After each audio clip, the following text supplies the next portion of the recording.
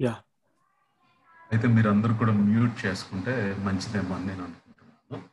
నేను ఒక పుస్తకాన్ని చదువుతున్నాను. ఆ పుస్తకం పాల్ హీబర్ట్ అనే ఒక ఆయన రాశాడు. అతను ఒక ఆంథ్రోపాలజిస్ట్, అంటే మానవ శాస్త్రాన్ని గురించి బాగా చదివిన వ్యక్తి. ఆయన మన హైదరాబాద్ పరిసర ప్రాంతాల్లోనే దగ్గర దగ్గర చాలా సంవత్సరాలు సేవ చేశాడు ఆయన. సేవ చేసి మనుషులకి, లేకపోతే గ్రామాల్లో ఉన్న సభ్యులకి, గ్రామంలో ఉన్న ప్రజలకి సువార్త ఎలా అందుతుంది, వాళ్ళ యొక్క చేంజ్ అంటే వాళ్ళ యొక్క పరివర్తన ఎలా జరుగుతుంది సువార్త విన్న తర్వాత అన్న దాని మీద చాలా రీసెర్చ్ చేసి ట్రాన్స్ఫార్మింగ్ వరల్డ్ వ్యూస్ అని ఒక పుస్తకాన్ని రాశాడు. ఆ పుస్తకంలో తాను ఉపోద్ఘాతాన్ని ఒకటి చెప్తాడు. అది మీకు చెప్పాలని నేను ఆశపడుతున్నాను. అదేంటంటే, ఒక రైతు కూలి పనికి వెళ్తాడు. ఆ పొలంలో రోజంతా పని చేసుకొని తిరిగి వచ్చేటప్పుడు, ఇది క్రిస్మస్ సీజన్ కాబట్టి అక్కడ ఒక సంఘం ఉంది. ఆ సంఘం వారు స్ట్రీట్ క్రిస్మస్, సెమీ క్రిస్మస్లు, స్ట్రీట్ క్రిస్మస్లు చేస్తారు కాబట్టి ఆ సంఘం వారు స్ట్రీట్ క్రిస్మస్ చేశారు. ఈ పాపయ్య అనే వ్యక్తి, అందరూ గ్రామంలో ఉన్న వాళ్ళందరూ కూడా కూర్చొని నవ్వుతున్నారు, చప్పట్లు కొడుతున్నారు కదా, ఏం జరుగుతుంది అని చెప్పి వెళ్ళి కూర్చున్నాడు. ఈయన ఒక హైందవ కుటుంబానికి చెందిన వ్యక్తి. అయితే చూసిన తర్వాత అక్కడ డ్రామా వేస్తున్నారు, క్రీస్తు పుట్టిక అనే డ్రామా వేస్తున్నారు. డ్రామా వేస్తున్నప్పుడు పిల్లలందరూ డ్రామా వేస్తున్నారు, కొంతమంది పెద్దోళ్ళు కూడా ఇన్వాల్వ్ అయ్యారు. మరియా వచ్చింది. మరియా ప్రార్థన చేస్తుంటే దేవదూత వచ్చి చెప్పాల్సిన డైలాగులన్నీ చెప్పి వెళ్ళిపోయాడు. తర్వాత యోసేపు నిద్ర వచ్చింది. యోసేపు నిద్ర లేచిన తర్వాత చెప్పాల్సిన డైలాగులన్నీ చెప్పి వెళ్ళిపోయాడు. తర్వాత గొల్లల సీన్కి వచ్చేటప్పటికి గొల్లలందరూ కూడా భయంకరంగా తాగుబోతులు, తర్వాత నెత్తిగా మాట్లాడేవాళ్ళు, యాసతో మాట్లాడే గొల్లల్లో అక్కడ ఉన్నారు. వాళ్ళ దగ్గరికి రాగానే వాళ్ళందరూ భయపడిపోయి దేవుని యొక్క దూత వర్తమానం చెప్పడం జరిగింది. తర్వాత జ్ఞానులు వచ్చారు. జ్ఞానులందరూ వచ్చి బాలుడైన యేసుక్రీస్తుని ఆ యొక్క గిఫ్ట్స్ లేకపోతే బహుమానాలను అర్పించారు. స్టేజ్ మీద లాస్ట్ సీన్ చూస్తే మరియా, యోసేపు, జ్ఞానులు, తర్వాత గొల్లలు, వీళ్ళందరూ కూడా ఉన్నారు. వెనకాల దేవదూతలు 2 చేతులు చాపి ఉన్నారు. సో పాపయ్య ఈ రైతు చూస్తున్నాడు, అంతా చూస్తున్నాడు, అర్థం చేసుకోవడానికి ప్రయత్నిస్తున్నాడు. ప్రయత్నించిన తర్వాత వెనకాల నుంచి మ్యూజిక్ వారు పాటలు పెట్టారు. ఇంతలోకి స్టేజ్ మీద ఏం జరిగింది అని అంటే, సడన్ గా ఎర్ర బట్టలు వేసుకొని ఒక ఆయన వచ్చాడు. వచ్చి అటు ఇటు డాన్స్లు వేస్తూ, జోకులు వేస్తూ, నవ్విస్తూ అందరికి చాక్లెట్లు పంచిపెట్టి వెళ్ళిపోయాడు. అయితే ఈ రైతు ఇంటికి వెళ్ళిన తర్వాత ఆలోచిస్తున్నాడు. ఆలోచించి అసలు నేను చూసింది ఏంటి, నాకు అర్థమైంది ఏంటి అని ఆలోచిస్తున్నాడు. ఆలోచిస్తే అక్కడ చాలా కన్ఫ్యూజన్లో ఉన్నాడు. కన్ఫ్యూజన్లో ఎందుకున్నాడు అంటే, అక్కడ మేంజర్లు, ఆ పశువుల పాకలో పసిపిల్లోడు ఎవడు, అసలు ఆ దూత ఎవరు, ఆ స్త్రీ ఎవరు, ఆ యోసేపు ఎవరు, తర్వాత ఈ ఎర్రబట్టలు వేసుకుని వచ్చిన ఈ క్రిస్మస్ తాత ఎవరు అని చాలా కన్ఫ్యూజన్లో వెళ్ళిపోయాడు. వెళ్ళిపోయిన తర్వాత అతనికి ఏం చేయాలో కూడా అర్థం అవ్వలేదు. చాలాసార్లు మనం క్రిస్మస్ సెలబ్రేషన్స్లో, ఇది నిజంగా మన ప్రాంతాలలో, మన గ్రామాలలో, మన సంఘాలలో జరుగుతున్న పని. మనం చాలాసార్లు మన క్రిస్మస్ సెలబ్రేషన్లో what we're doing is we're missing the main thing that is communicating the message of Christmas clearly to the people whom we're ministering. మనం ఎవరికైతే పరిచర్య చేయాలి అని అనుకుంటున్నామో, మన గ్రామంలో క్రీస్తు కోసం చెప్పాలి అని మనం ఆశపడుతున్నామో, వాళ్ళకి మనం క్రిస్మస్ సందేశాన్ని, స్పష్టమైన క్రిస్మస్ సందేశాన్ని డెలివరీ చేయడానికి, లేకపోతే చెప్పడానికి మిస్ అయిపోతున్నాం. ఎందుకంటే మనం చాలాసార్లు బైబిల్ యొక్క సత్యంతో పాటు మన యొక్క ట్రెడిషనల్ని, లేకపోతే ఎక్కడి నుంచో అన్వయించుకున్న, అలవాటు చేసుకున్న విషయాల్ని కలిపి మనము బైబిల్ యొక్క సందేశాన్ని నీరుగార్చి మనకు సందేశాన్ని ఇస్తున్నాం. చాలాసార్లు అందుకే మన క్రిస్మస్ డ్రామాల్లో, లేకపోతే సెమీ క్రిస్మస్ సెలబ్రేషన్లో ఎక్కువ శాతం జోకులు, నవ్వులు, డాన్సులు ఉంటాయి తప్ప, వాళ్ళ ప్రజలందరూ ఇంటికి వెళ్ళేటప్పుడు చేతిలో పలహారం పట్టుకొని వెళ్తారు, కానీ హృదయం మాత్రం ఖాళీగానే వెళ్తారు. చాలా సార్లు మన సంఘంలో అనేక మంది క్రిస్మస్కి వస్తారు, వాళ్ళ చేతిలో అట్టుపండు పట్టుకొని వెళ్తారు, కానీ హృదయం మాత్రం ఖాళీగానే వెళ్తుంది. We fail to communicate the message clearly to the people where to whom we are ministering. చాలా సార్లు ఇదే జరుగుతుంది మన సంఘాల్లో, మన గ్రామాల్లో. అయితే సంఘము when failed to communicate the word clearly, what happens? అక్కడి నుంచి మనం మొదలు పెడదాం. మనం క్రైస్తవులుగా చాలా ఏళ్ళుగా క్రిస్మస్ సందేశాన్ని, సెమీ క్రిస్మస్ని, జనవరి 1 ఈస్టర్ని చేసుకుంటూ వస్తున్నాం. మనం ఈ సెలబ్రేషన్స్లో మెసేజ్ని మిస్ అయిపోతున్నాం. మనం మెసేజ్ మిస్ అవుతున్నప్పుడు మనం కమ్యూనికేట్ చేయడంలో ఫెయిల్ అయిపోతే, సంఘం సత్యాన్ని కమ్యూనికేట్ చేయడం ఫెయిల్ అయిపోతే ఏం జరుగుతుంది? సో అక్కడి నుంచి మనం మొదలు పెడతాం. Puts people in bondage. ఎప్పుడైతే మన దేవుని ప్రజలుగా మనం స్వార్థని కానీ, బైబిల్ యొక్క సందేశాన్ని కానీ, సత్యాన్ని కానీ, క్రీస్తుని గురించిన వార్తను కానీ, క్రిస్మస్ సందేశాన్ని కానీ, ఆయన ఉద్భవించాడు ఆ కారణాన్ని, ఆ పర్పస్ని సరిగ్గా చెప్పకపోతే, వాక్యం సరిగ్గా చెప్పకపోతే, పుట్స్ పీపుల్ ఇన్ బాండేజ్. వాళ్ళని, ప్రజల్ని అది దాసులుగా, సత్యం సరిగ్గా అందకపోతే వాళ్ళు ఇంకను కూడా దాసులుగా మిగిలిపోతారు అని గలతీయులకు రాసిన పత్రిక 2వ అధ్యాయము 4వ వచనంలో పౌలు రాస్తూ అంటాడు. మనల్ని దాసులుగా చేసుకోవాలని క్రీస్తు యేసు వలన మనకు కలిగిన స్వతంత్రంను వేగుచుచుటకై రహస్యముగా తేబడిన దొంగలు ప్రవేశించి కపట సహోదరుల వల్ల జరుగును. మనం క్రిస్మస్ సెలబ్రేషన్ లో సత్యాన్ని స్పష్టంగా మనం ప్రకటించకపోతే ప్రజలు ఇంకనూ కూడా బాండేజ్ లో ఉంటారు, దాసులుగా ఉంటారు, పాపానికి దాసోహం అయిపోతారు. What Christmas message are we delivering to the people who where we are ministering all these years? మన సంఘంగా ఎలాంటి వర్తమానాన్ని, క్రైస్తవులుగా ఎలాంటి వర్తమానాన్ని మనం ప్రజలకి అందిస్తున్నాం? మీకు తెలుసా, ప్రపంచంలో 160 దేశాలు క్రిస్మస్ ని చేసుకుంటాయి. 200 కోట్ల మంది క్రిస్మస్ ని సెలబ్రేట్ చేసుకుంటాయి. కానీ ఇంకా ప్రజలు బంధకాలలో ఎందుకు ఉన్నారంటే వారు సత్యాన్ని ప్రకటించట్లేదు. రెండోది, ఇట్ లీడ్స్ పీపుల్ ఆస్ట్రే. వారు తొలగిపోతారు, వారు దేవుని నుండి తొలగిపోతారు. బైబుల్ చాలా స్పష్టంగా చెప్తుంది, మనం సత్యాన్ని, సంఘంగా సత్యాన్ని, మన దేవుని యొక్క వాక్యపు సత్యాన్ని మనం ప్రకటించకపోతే వాళ్ళు పాపానికి ఇంకనూ బానిసలుగా ఉంటారు, వారు సత్యం నుండి తొలగిపోతారు, వారికి సత్యము అందదు, పీపుల్ తొలగిపోతారు, వాళ్ళు చెల్లా చెదరైపోతారు అని దేవుని యొక్క వాక్యంలో ఉంది. మూడోది, ఫాల్స్లీ రిప్రజెంట్స్ గాడ్. ఎప్పుడైతే మన క్రిస్మస్ సందేశాన్ని సరిగ్గా ఇవ్వకపోతే, సరిగ్గా ప్రకటించకపోతే దేవుని యొక్క సత్యము వారికి అర్థం అవ్వదు. దేవుని గురించిన సత్యము, దేవుడు ఎవరో ఆయన ప్రజలకి అర్థం అవ్వదు. అందుకే చాలా మంది ఇంకా బాలయేసు దగ్గరే ఉండిపోయారు, చాలా మంది అందుకే ఆ పశువుల తొట్టు దగ్గరే ఉండిపోయారు, చాలా మంది అందుకే క్రిస్మస్ అంటే ఏంటంటే క్రిస్మస్ తాత దగ్గరే ఉండిపోయారు. Falsely represents God, falsely represents God. మనం క్రిస్మస్ సందేశం ప్రజలకి సరిగ్గా మనం బోధించకపోతే, ప్రకటించకపోతే దేవుని యొక్క ఉద్దేశము, దేవుని యొక్క సత్యము ప్రజలకి అర్థం అవ్వదు. It's falsely represent God. We are changing God and falsely representing.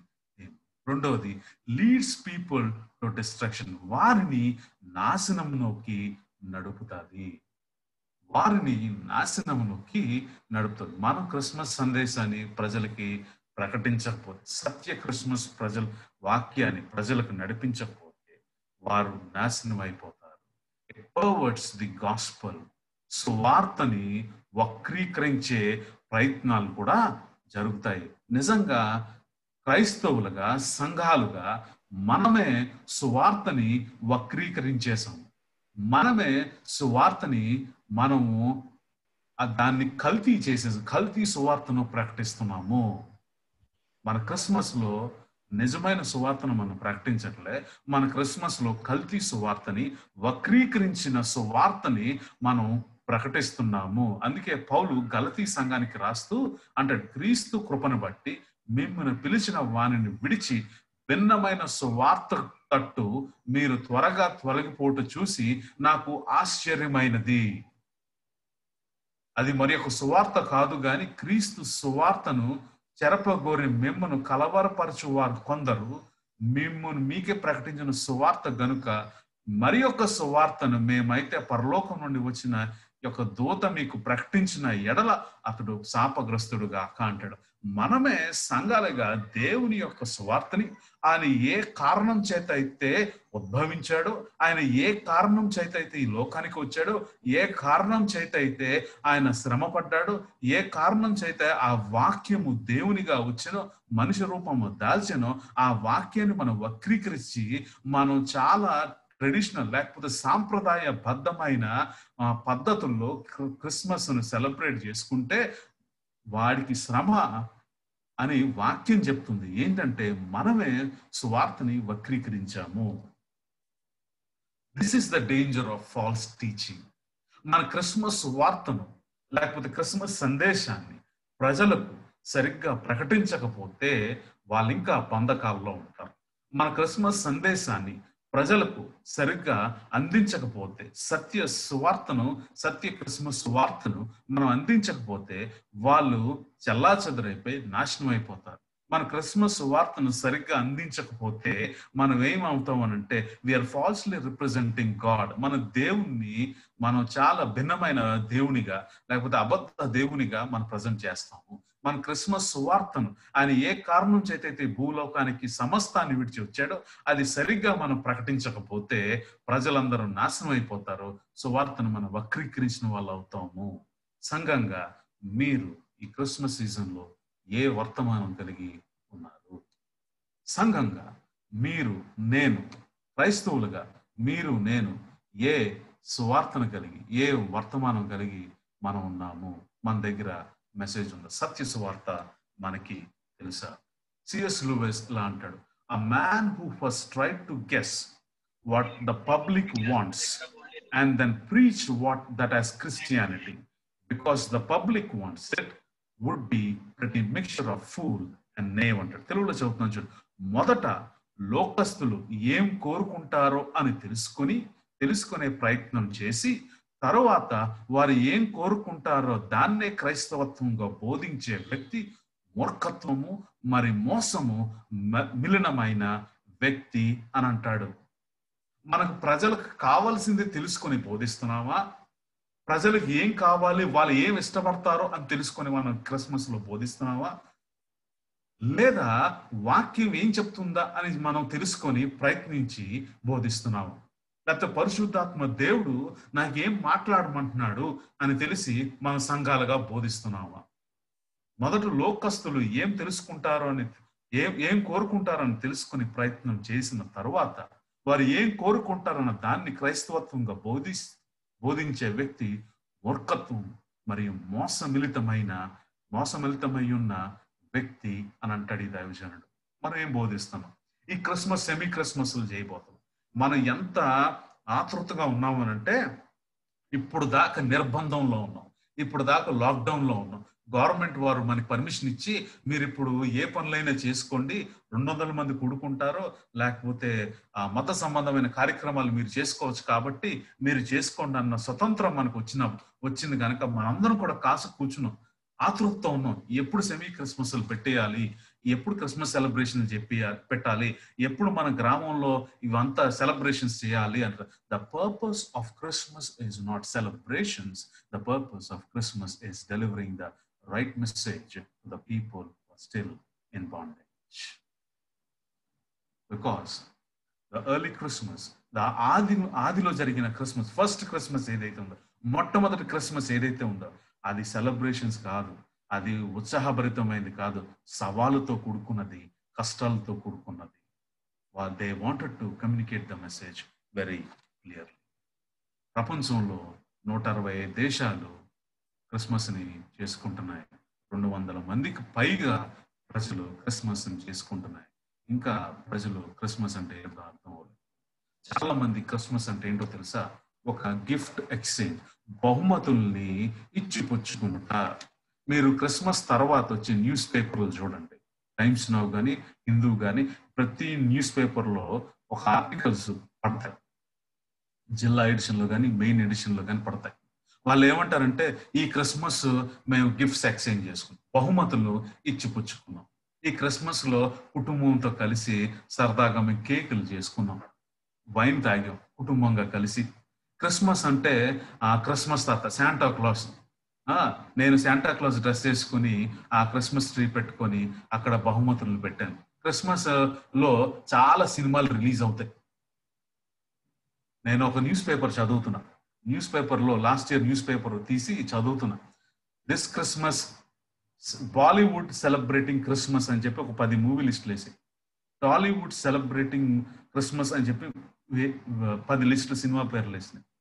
మా అపార్ట్మెంట్లోనే క్రిస్మస్ సెలబ్రేషన్ జరిగింది 2 సంవత్సరాల క్రితం. జరుగుతున్నప్పుడు అన్ని సినిమా పాటలు వేశారు. నేను ఒక మెయిల్ రాసి ఎవరైతే చేశారు, అయ్యా ఇది క్రిస్మస్ కాదు, మీరు మా యొక్క సెంటిమెంట్స్ ని, మా మనోభావాల్ని దెబ్బతీసే రకంగా మీరు క్రిస్మస్ ని మీరు జరిపారు. మీకు నిజమైన క్రిస్మస్ తీసుకురావాలి, తెలుసుకోవాలనుకుంటే మా ఇంటి ద్వారాలు తెలిసే ఉన్నాయి. నేను మీ కోసం వేచి ఉన్నాను, రండి కలిసి మాట్లాడండి, నేను మీకు అసలైన నిజమైన క్రిస్మస్ ఏంటో నేను బోధిస్తాను మీకు అని చెప్పాను. 160 దేశాలు క్రిస్మస్ చేసుకుంటున్నాయి. 200 కోట్ల మందికి ఆ క్రిస్మస్ చేసుకుంటున్నాయి. ఇంకా చాలా మందికి క్రిస్మస్ వర్తమానం తెలియలేదు. ఇంకా చాలా మంది క్రిస్మస్ ఏమనుకుంటున్నారంటే ఆ శాంటా క్లాస్ లేదంటే క్రిస్మస్ తాతే అని అనుకుంటున్నారు. ఇంకా చాలా మంది ఏమనుకుంటున్నారంటే ఈ ఈ క్రిస్మస్ ని అటు క్రైస్తవ ఇతరులు జరుపుకుంటున్నారు, తర్వాత వ్యాపారాలు చేసుకునేవారు జరుపుకుంటున్నారు, తర్వాత మిగతా వారు క్రీస్తు అంటే నమ్మని వారు కూడా జరుపుకుంటున్నారు. వాళ్ళకి ఏంటంటే ఇట్స్ ఎ పార్టీ, ఇది ఒక సెలబ్రేషన్ అని జరుపుకుంటున్నారు. కానీ the main message is diluted. The main message has wiped out from Christmas because the church failed to communicate the message clearly to the people. ఎందుకు వారు క్రిస్మస్ అంటే తెలియట్లేదు అంటే, సంఘంగా క్రైస్తవ సమాజంగా మనము సరైన వర్తమానాన్ని వారికి అందించలేకపోయాము. అందుకని వారికి అర్థం అవ్వట్లేదు. నా ప్రియమైన వారిలో రండి లూకా సువార్తకి వెళ్దాం. లూకా సువార్త 21వ అధ్యాయము 26 నుంచి 33 వచనాలు చదువుకుందాం. దయచేసి స్క్రీన్ మీద చూస్తున్న మీరందరిలో ఎవరైనా ఒకళ్ళు చదివి వినిపిస్తారా? దావీదు వంశస్థుడైన యోసేపును ఒక పురుషునికి ప్రదానము చేయబడిన కన్యక యుద్ధకు దేవుని చేత పంపబడెను. ఆ దూత లోపలికి వచ్చి, దయాప్రాప్తురాలా, నీకు శుభము, ప్రభు నీకు తోడై ఉన్నాడని చెప్పెను. ఆమె ఆ మాటకు బహుగా తొందరపడి ఈ శుభవచనం ఏమిటో అని ఆలోచించుకొని చుండగా దూత, మరియా, భయపడకుము, దేవుని వలన నీవు కృప పొందితివి. ఇదిగో నీవు గర్భము ధరించి కుమారుని కని ఆయనకు యేసు అను పేరు పెట్టుదువు. ఆయన గొప్పవాడై సర్వోన్నతుని కుమారుడు అనబడును. ప్రభువైన దేవుడు ఆయన తండ్రి అయిన దావీదు సింహాసనమును ఆయనకిచ్చును. ఆయన యాకోబు వంశస్థులను యుగ యుగములు ఏలును. ఆయన రాజ్యము అంతము లేనిదై ఉండునని ఆమెతో చెప్పెను. చాలా థ్యాంక్ యూ. 400 సంవత్సరాలు దేవుని యొక్క వాక్యం లేదు ప్రజల దగ్గర. 400 సంవత్సరాలు ఒక ప్రవక్త వచ్చి మాట్లాడినట్టు లేదు. అదంతా కూడా చీకటి నిశ్శబ్ద కాలం. 400 ఏండ్లు దేవుడు సైలెంట్ అయిపోయాడు. ప్రజలకు ఏం చేయాలో తెలియట్లేదు. తర్వాత ఏం జరిగిందనంటే, అప్పుడు దేవుడు కాలం సంపూర్ణమైనప్పుడు ఆయన మార్గము సిద్ధపరిచి ప్రజల దగ్గరికి, ఆ యొక్క చీకటి ప్రాంతంలోకి, దేవుని యొక్క వాక్యం లేని టైంలోకి ఆ 400 సంవత్సరాల తర్వాత దేవుడు మొట్టమొదటిగా తన దూతను పంపించి మాట్లాడిస్తాడు జకరయ్యతోటి, తర్వాత మరియతోటి మాట్లాడిస్తాడు. మరియా, మనం జాగ్రత్తగా ఈ వాక్య భాగం ద బర్త్ నెరేటివ్స్ చూస్తే, దేవుని యొక్క జనన వృత్తాంతాలు చూస్తే, గాబ్రియేలు దూత వచ్చినప్పుడు మొట్టమొదటిగా యెరూషలేం దేవాలయంలోకి వచ్చి ఆ యొక్క జకరియతోటి, ఒక ప్రీస్ట్ తోటి, ఒక యాజకుడితో మాట్లాడాడు. అది చాలా పాపులర్ ప్లేస్. రెండవదిగా దేవుని యొక్క దూత నజరేతుకు వచ్చి, గలిలయ నజరేతుకు వచ్చి ఒక కామన్ ఉమెన్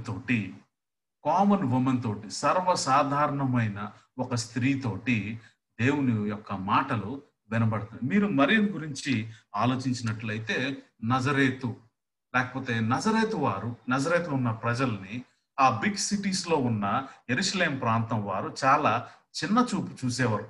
ఎందుకు చూసేవారు అంటే, ఈ నజరేతులో ఉన్న యూదులు వారు అన్యులతో కలిసి సాంగత్యం చేశారు కనుక వీరిని చాలా తృణీకరించారు, వీరిని అవమానించారు. వీరికి ఎటువంటి కూడా గొప్పతనం కానీ ఘనత కానీ లేని ప్రజలు వీరు. ఘనత లేని ప్రజలు, లేకపోతే తృణీకరింపబడిన వారు, విసర్జింపబడిన వారి దగ్గరికి, ఒక స్త్రీ దగ్గరికి దేవుని యొక్క మాట వచ్చింది. దేవుని యొక్క ప్రణాళిక సిద్ధపరిచి దేవుడు తన దూత ద్వారా ఈ వర్తమానాన్ని తీసుకుని వచ్చాడు. అది ఏ వర్తమానం అని అంటే, నీకు ఒక కుమారుడు కందువు, ఆయనకి యేసు అని పేరు పెట్టుదువు. అతడు గొప్పవాడై సర్వోన్నతమైన దేవుని కుమారుడు.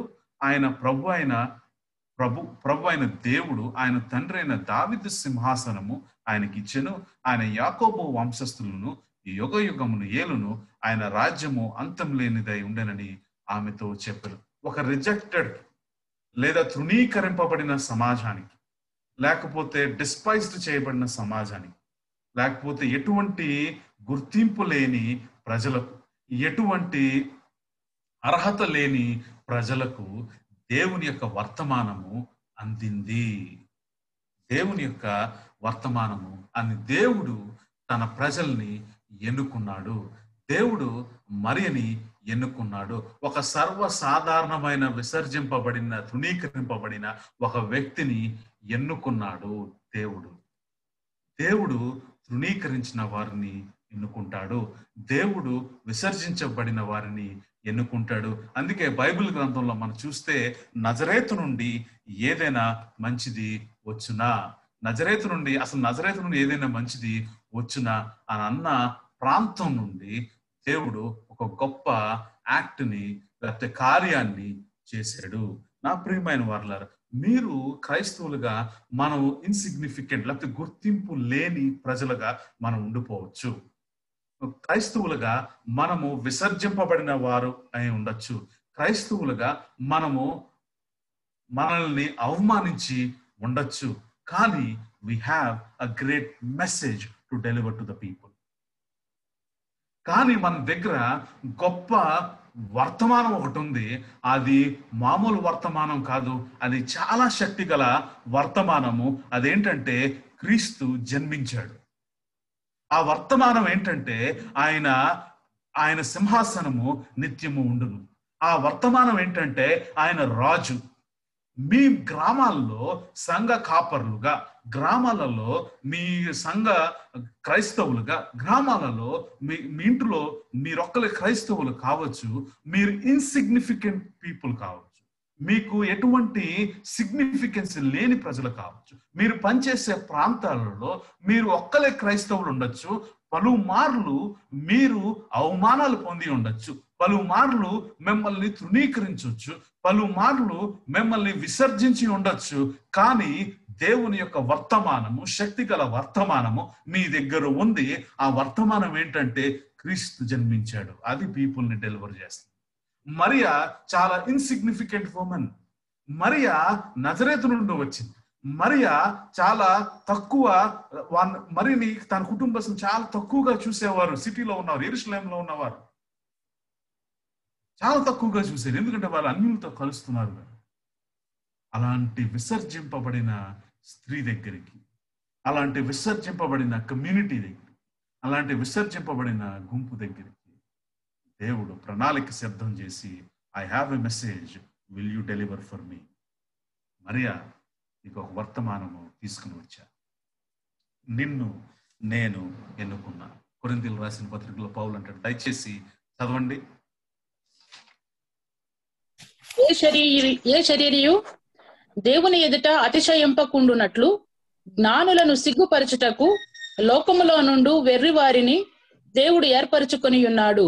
బలవంతులైన వారిని సిగ్గుపరచుటకు లోకములో బలహీనులైన వారిని దేవుడు ఏర్పరచుకొని ఉన్నాడు. ఎన్నికైన వారిని వ్యర్థము చేయుటకు లోకములో నీచులైన వారిని, తృణీకరింపబడిన వారిని, ఎన్నిక లేని వారిని దేవుడు ఏర్పరచుకొని ఉన్నాడు. దేవుడు మనల్ని ఏర్పాటు చేసుకొని ఉన్నాడు. ఎందుకో తెలుసా? మనము క్రైస్తవులుగా ఈ దేశంలో, ఈ గ్రామాల్లో, రాష్ట్రాల్లో మనం తృణీకరింపబడిన వారు ఉండొచ్చు, మనం సిగ్గుపరచబడ్డాం.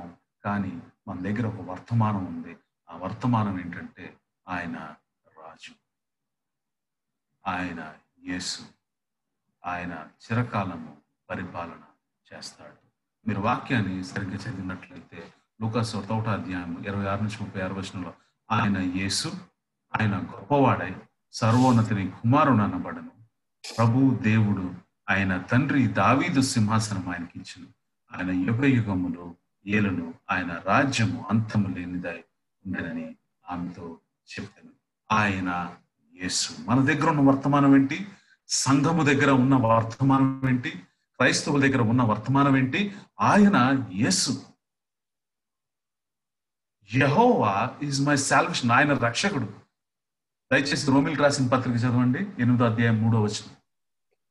శరీరమును అనుసరింపక ఆత్మను అనుసరించి నడుచుకొని మనయందు ధర్మశాస్త్ర సంబంధమైన నీతి విధి నెరవేర్చబడవలెనని పాప పరిహారార్థము నిమిత్తము దేవుడు తన సొంత కుమారుని పాప శరీరాకారముతో పంపి ఆయన శరీరమందు పాపమునకు శిక్ష విధించెను. ఆయన శరీరం దేవుడు తన సొంత కుమారుడిని యేసుక్రీస్తును పంపించి ఆయనని మన కోసం ఆయనని శిక్షించెను. ఆయనని మన కోసం బలి చేసుకొనెను. మరియా 400 సంవత్సరాలు దేవుని యొక్క మాట లేదు.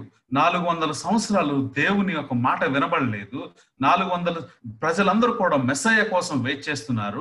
ఒక డెలివరర్ కోసం, ఒక విమోచకుడు కోసం వెయిట్ చేస్తున్నారు, వేచి ఉన్నారు. ప్రజలందరూ కూడా భయంకరమైన పాపంలో, భయంకరమైన బంధకంలో, భయంకరమైన స్లేవరీలో ఉన్నారు. మరియా, ఇదిగో దేవుని యొక్క వర్తమానము, నువ్వు ప్రభువైన యేసుక్రీస్తుకి జన్మిస్తావు. Mariya, you will give birth to a son, a boy, a child. His name is Jesus. ఆయన ప్రజల్ని రక్షిస్తాడు. ఆయన ప్రజల్ని రక్షిస్తాడు. ఆయన ప్రజల స్థానంలో ఉండి ఆయన కోసం, ప్రజల కోసం ఆయన మరణిస్తాడు. This is the message. This is the message the church suppose to deliver. ఈ వర్తమానము సంఘంగా మనము బోధించాలి. ఈ వర్తమానము మనం సంఘంగా బోధించాలి. ప్రజలు భయంకరమైన పాపంలో ఉన్నారు. ప్రజలు భయంకరమైన అంధకారంలో ఉన్నారు.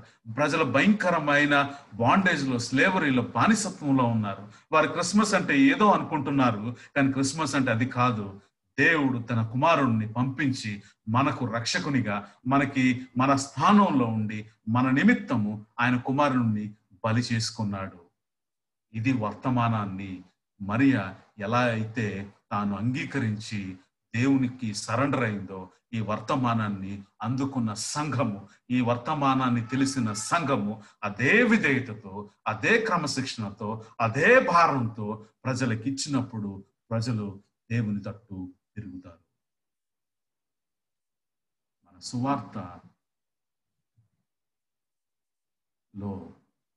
సువార్త పర్వర్టెడ్ గాస్పెల్ అయిపోయింది. Christmas we are falsely representing God. దేవుని కాకుండా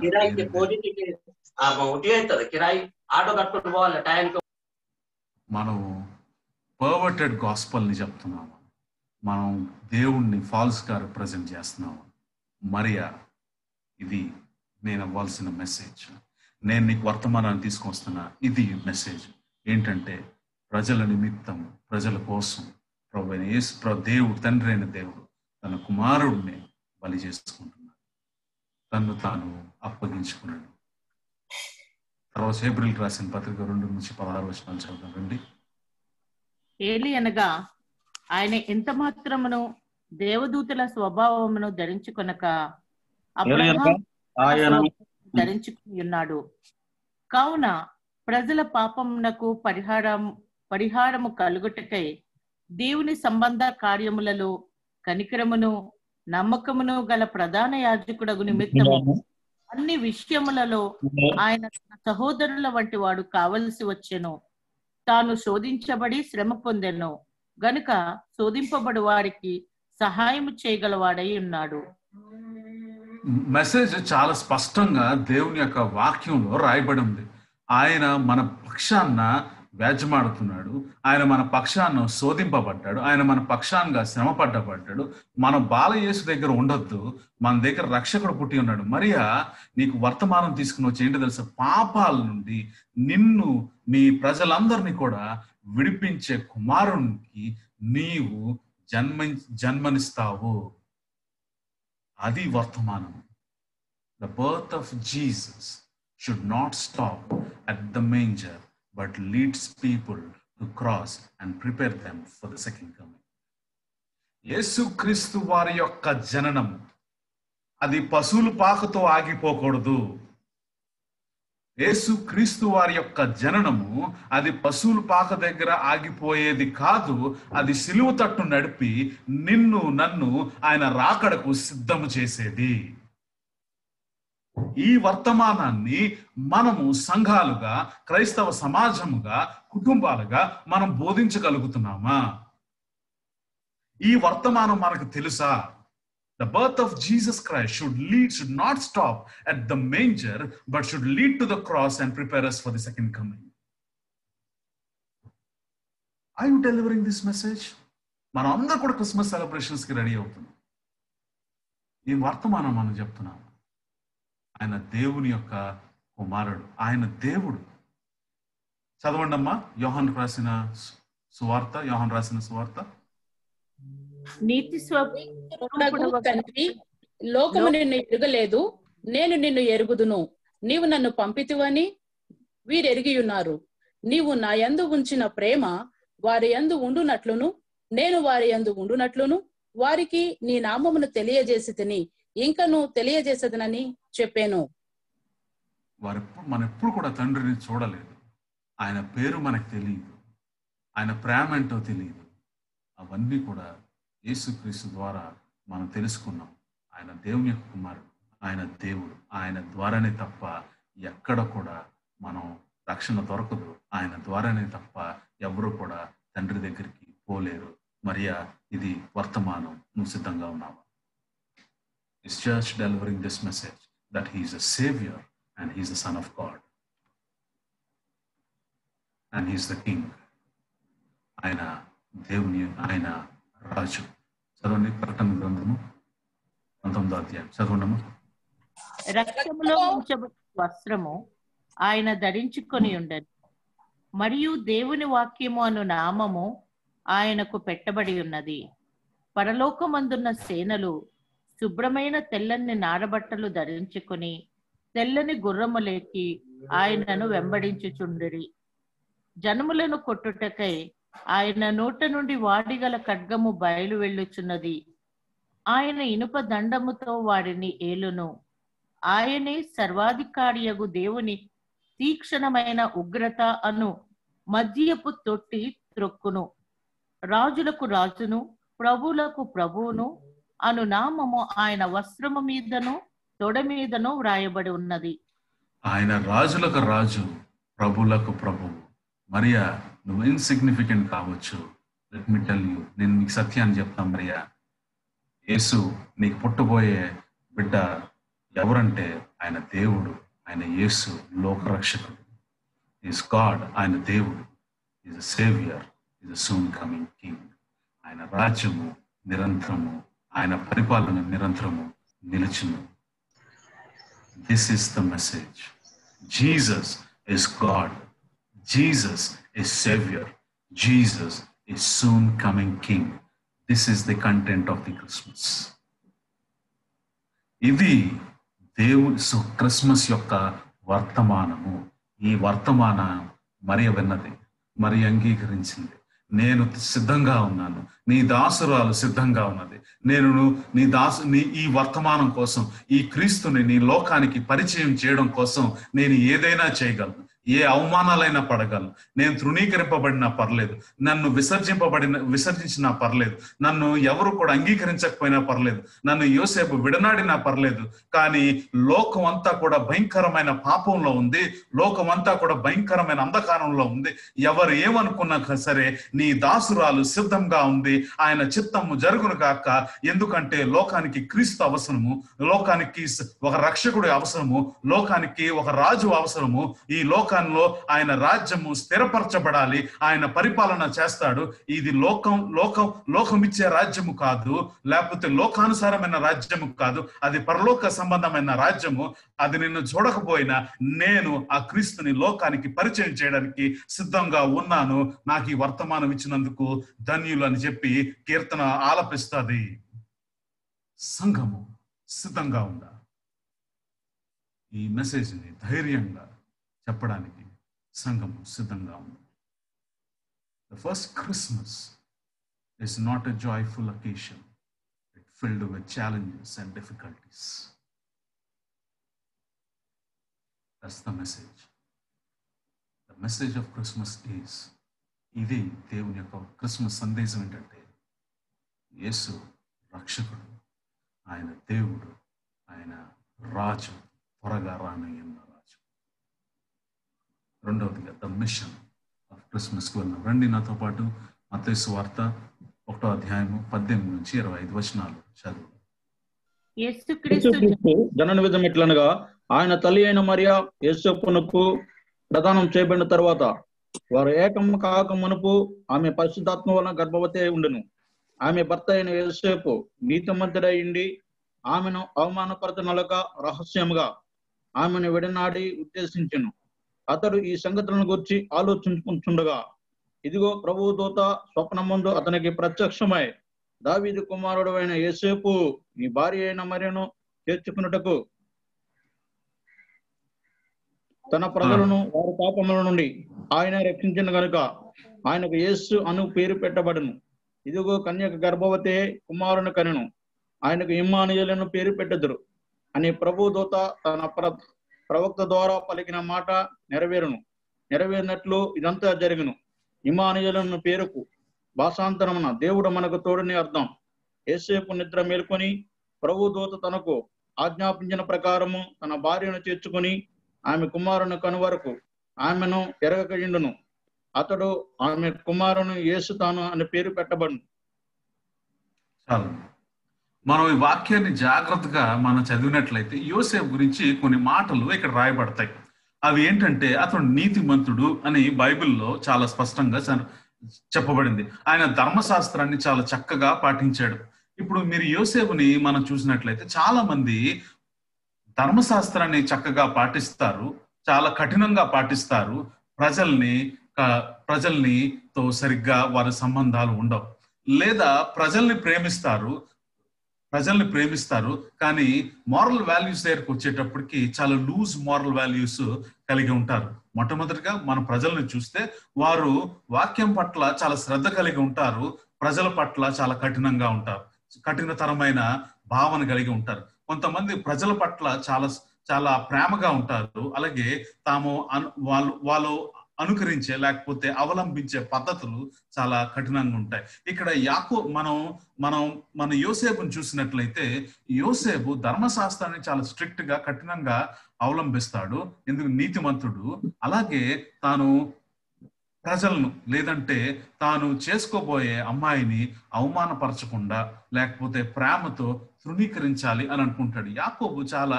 యోసేపు చాలా బ్యాలెన్స్డ్ మ్యాన్.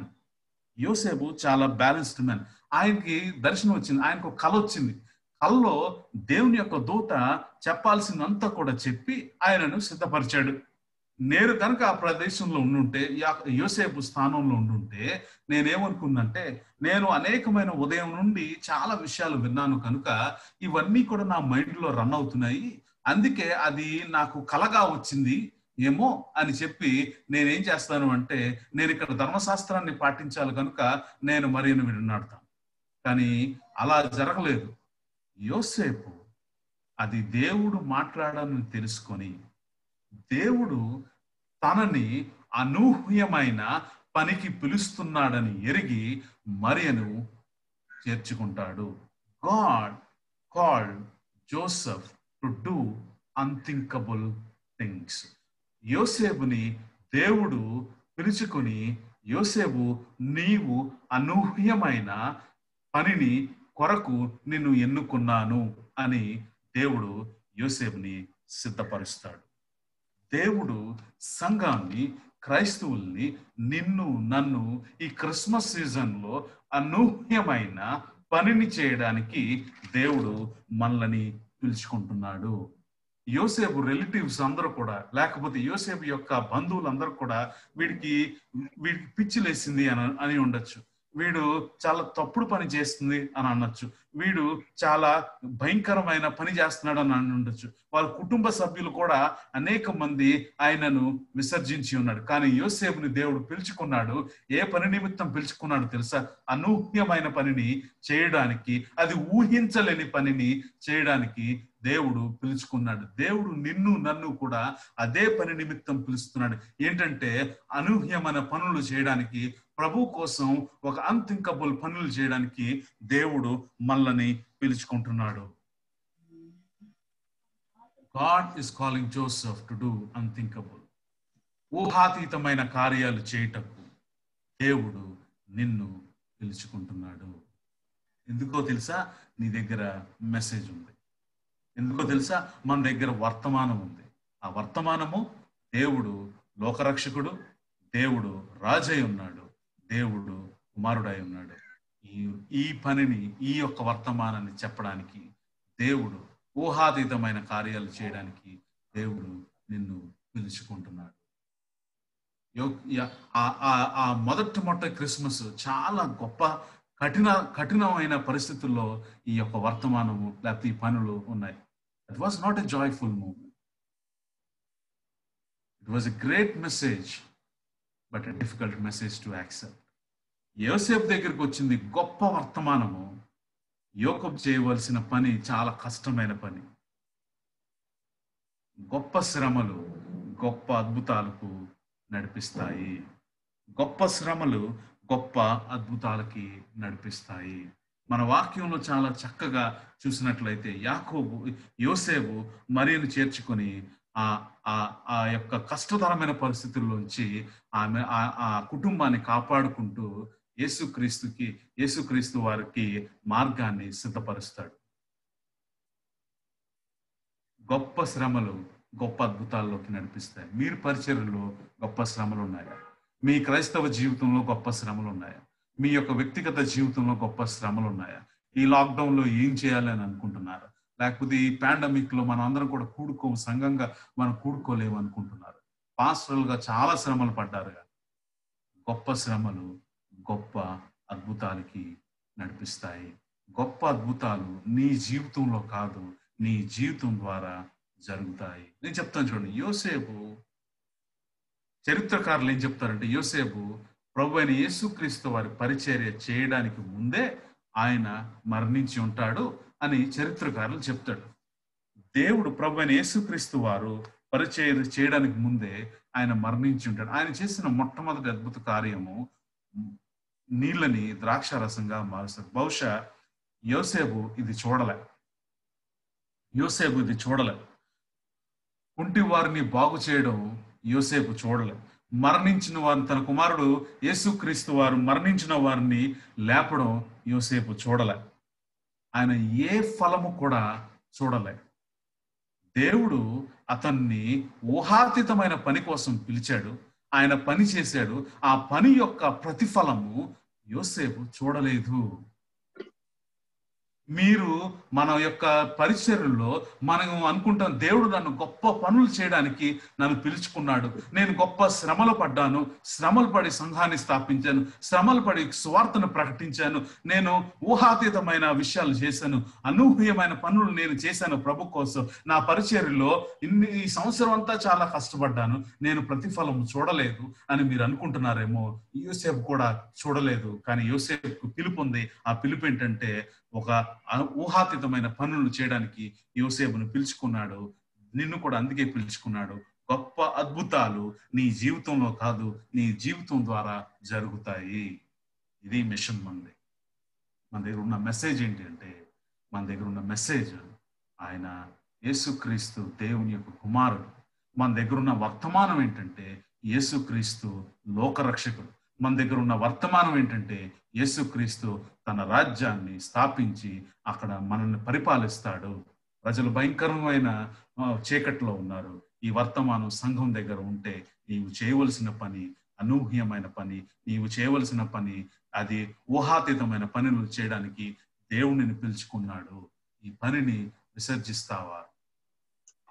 మీరు శ్రమలు పడుతున్నారా? గొప్ప శ్రమల ద్వారా గొప్ప అద్భుతాలు జరుగుతాయి. ఈ పనిని యోసేపు రియలైజ్ అయ్యాడు. దేవుడు నన్ను అనూహ్యమైన పనికి, ఊహాతీతమైన పనికి నన్ను పిలుచుకున్నాడు. నేను ప్రతిఫలం చూడకపోయినా పర్లేదు, నా జీవితం ద్వారా నేను ప్రతిఫలం చూడకపోయినా పర్లేదు, కానీ నా జీవితం ద్వారా అవి జరుగుతాయి. చాలు. ఈరోజు మనం ఆనందంగా క్రిస్మస్ జరుపుకుంటున్నాము అంటే ఆ రోజు యాకోబు, యోసేపు, మరియా చేసిన త్యాగం. God has chosen the despised to deliver the Savior. God has called Joseph to do unthinkable. His church is ready to do the unthinkable and deliver the message. దేవుడు విసర్జించబడిన కమ్యూనిటీలో నుంచి మరియను ఎన్నుకొని లోకరక్షకుణ్ణి ఈ భూలోకానికి తీసుకురావడానికి ఆమెను సిద్ధం చేశాడు. ఆమె దానికి సిద్ధం ప్రభువా అన్నది. ఆ పనిని పురుకొల్పడానికి దేవుడు యోసేపును పిలుచుకొని నీ ఊహాతీతమైన పనిని చేయాలి, వస్తావా అని పిలిచినప్పుడు అది గొప్ప శ్రమైన, నేను నా ప్రజలు గొప్ప అద్భుతాలు చూస్తారు. నా జీవితం ద్వారా కాకపోయినా, నా జీవితంలో కాకపోయినా, నేను మరణించిన తర్వాత నా జీవితం ద్వారా అవి జరుగుతాయి అని సిద్ధపడి ఇద్దరు ఒక కుటుంబంగా వచ్చి క్రీస్తుని లోకానికి పరిచయం చేశారు. దేవుడు నీ కుటుంబాన్ని పిలుస్తున్నాడు, దేవుడు నీ సంఘాన్ని పిలుస్తున్నాడు, దేవుడు పార్ట్నర్షిప్ ఇండియాని పిలుస్తున్నాడు. మీ దగ్గర వర్తమానం ఉంది కదా, మీ ద్వారా మీ జీవితంలో జరగకపోవచ్చు, మీ జీవితం ద్వారా జరుగుతాయి. మీరు సిద్ధంగా ఉన్నారు? సిద్ధంగా ఉంటే ప్రార్థన చేద్దాం. రండి, తలవంచండి, ప్రార్థన చేద్దాం.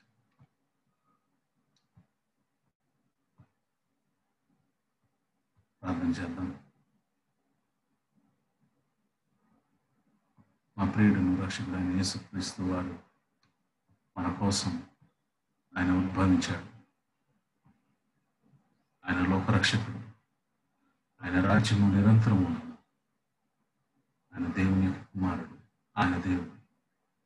వాక్యం మన మధ్యలో నివాసము చేశాడు. Tabernacled among us. దేవుని కుటుంబాన్ని పిలుస్తున్నాడు. ఆ చిన్న కుటుంబాన్ని పిలిచాడు, ఇన్సిగ్నిఫికెంట్ కుటుంబాన్ని పిలిచాడు, ఇన్సిగ్నిఫికెంట్ కమ్యూనిటీ నుంచి పిలిచాడు. విసర్జింపబడిన వాళ్ళు దేవుడు ఎన్నుకుని ఈ లోకానికి క్రీస్తుని పరిచయం చేశాడు.